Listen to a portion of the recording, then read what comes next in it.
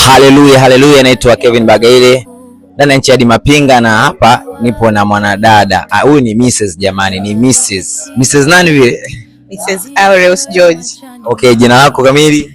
Kwa majina naitwa Maria Aureus, natokea nchi ya hadi Mapinga. Wow, Maria Aureus kutoka nchi ya hadi Mapinga.